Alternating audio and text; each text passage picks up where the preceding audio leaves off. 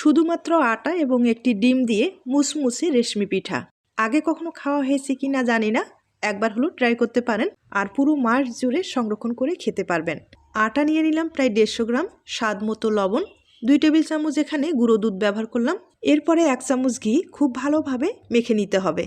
এবার হালকা কুসুম গরম জল দিয়ে বেটারটা তৈরি করে নিতে হবে। বেটারটা পাতলা করা যাবে না, একটু ঘন করেই তৈরি করে নিতে হবে আর ভালোভাবে ফেটিয়ে নিতে হবে। তবে আবারও বলছি, এখানে কিন্তু নর্মাল জলটা ব্যবহার করা যাবে না, হালকা কুসুম গরম জল ব্যবহার করতে হবে।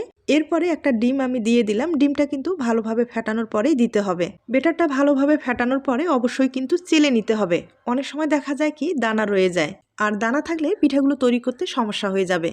এখন আমি কিছুটা বেটার প্লাস্টিকের ব্যাগে ভরিয়ে নিলাম। এরপরে পিঠাগুলো তৈরি করে দেখিয়ে দিচ্ছি। শুধু ঘুরিয়ে ঘুরিয়ে এভাবে কিন্তু পিঠাটা তৈরি করে নিতে হবে আর হালকা আছে মুসমুসে করে ভেজে নিতে হবে। 4 ভাজে ভাজ করে আমি ভাজ করে নিলাম। আপনারা কিন্তু আপনাদের পছন্দ মতো ভাজ করে নিতে পারেন। একবারে সহজ, তবে খেতে লাগবে দুর্দান্ত। মুসমুসে করে ভেজে নেওয়ার পরে এই পিঠাগুলো কিন্তু আপনারা পুরো মাস জুড়ে সংরক্ষণ করে খেতে পারবেন, কোনো রকম সমস্যা হবে না।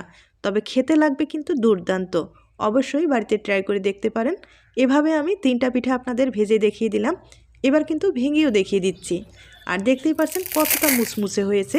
রেসিপিটি ভালো লাগলে ট্রাই করে দেখতে পারেন।